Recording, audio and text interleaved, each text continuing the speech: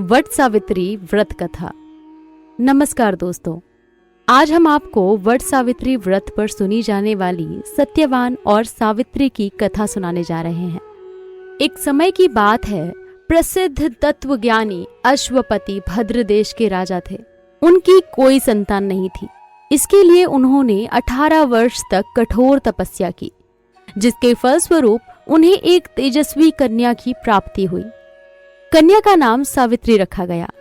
समय बीतता गया और कन्या बड़ी होकर बहुत ही रूपवान हुई, परंतु योग्य वर न मिलने की वजह से राजा दुखी रहते थे।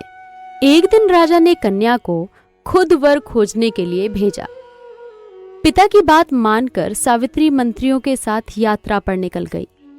अनेक आश्रमों, तीर्थों और जंगलों में घूमने के बाद जंगल में उसकी मुलाकात सत्यवान से हुई।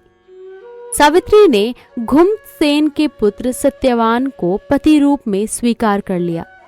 उसके बाद सावित्री राजमहल लौट आई। उस समय राजमहल में उसके पिता के साथ देवर्षि नारद भी थे।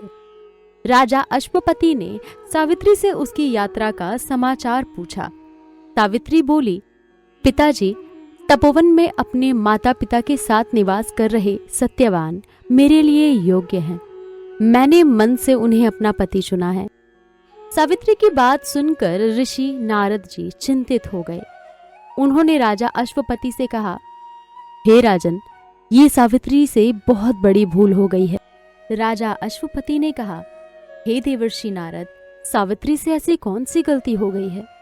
सत्यवान में ऐसा कौन सा अवगुण है? इस पे देवर्षि नारद जी ने बताया, राजन, सत्यवान के पिता के राज्य पर शत्रुओं का कब्जा है, जिसे उन्होंने छीन लिया है।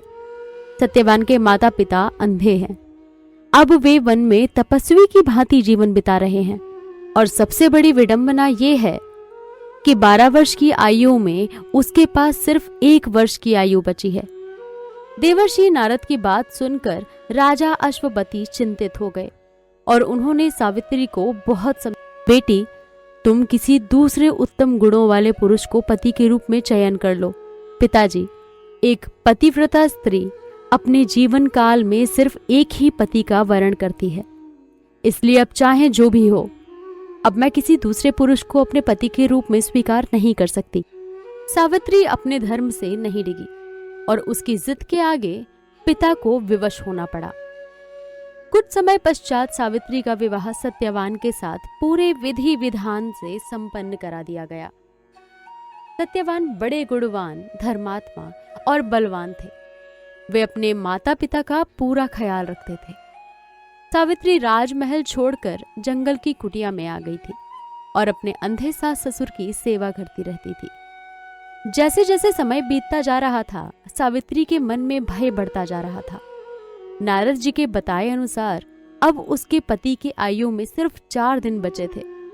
सावित्री ने 3 दिन पहले ही वट उपवास शुरू कर दिया था। सत्यवान की मृत्यु का दिन निकट आ गया। नारद ने सावित्री को पहले ही सत्यवान की मृत्यु के दिन के बारे में बता दिया था। समय नजदीक आने से सावित्री अधीर होने लगी। उन्होंने 3 दिन पहले से ही उपवास शुरू कर दिया। नारद मुनि के कहने पर पितरों का पूजन किया। अंत में वह दिन भी आ गया जब सत्यवान की मृत्यु निश्चित थी। चौथे दिन भी प्रत्येक दिन की तरह सत्यवान भोजन बनाने के लिए जंगल में लकड़ियां काटने जाने लगे। तो सावित्री ने कहा, हे स्वामी, मैं भी आपके साथ वन चलूंगी।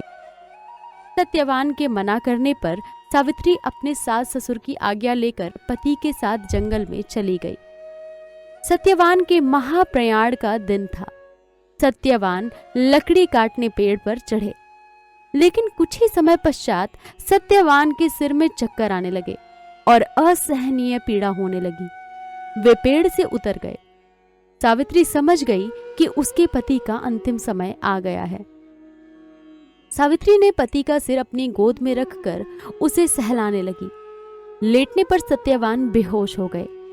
सावित्री चुपचाप ईश्वर से प्रार्थना करने लगी। तभी सावित्री को साक्षात यमराज आते दिखाई दिए। यमराज ने कहा, सावित्री, मैं यमराज हूं और तुम्हारे पति के प्राण हरने आया हूं।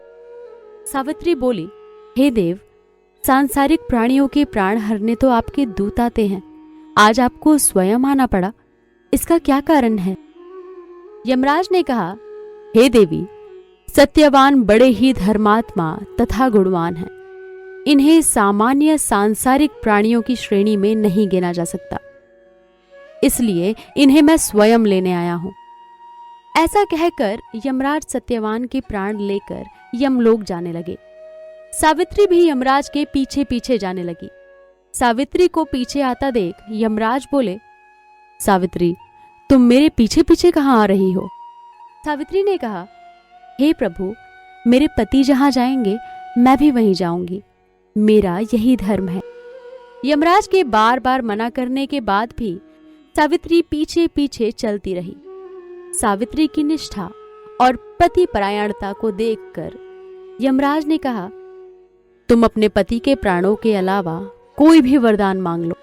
सावित्री ने कहा कि मेरे नेत्रहीन सास ससुर को आंखें दे दीजिए। यमराज ने कहा, तथास्तु, और आगे चल दिए। सावित्री भी पीछे पीछे चल दी। तब यमराज ने एक और वर मांगने को कहा, तो सावित्री ने अपने सास ससुर के खोए हुए राज्य को वरदान के रूप में मांग लिया। यमराज ने फिर तथास्तु कहा और आगे चल दिए। सावित्री फिर भी उनके पीछे पीछे चल दी।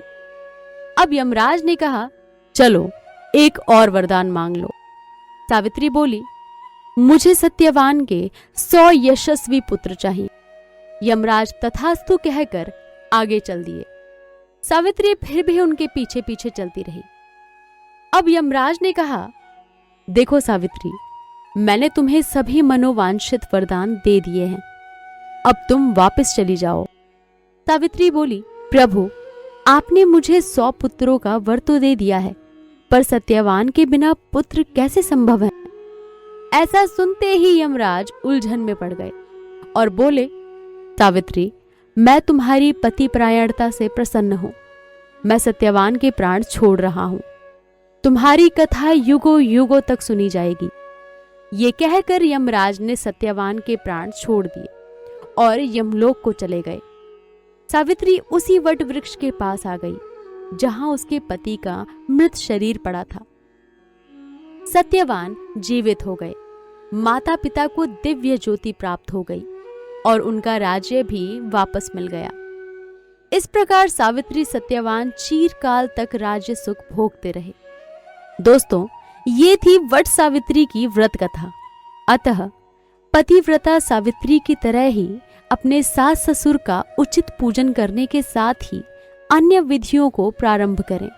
वट सावित्री व्रत करने और इस कथा को सुनने और व्रत करने से विवाहित स्त्रियों के जीवन में सभी दुख दूर हो जाते हैं और उनके पति को लंबी आयु मिलती है।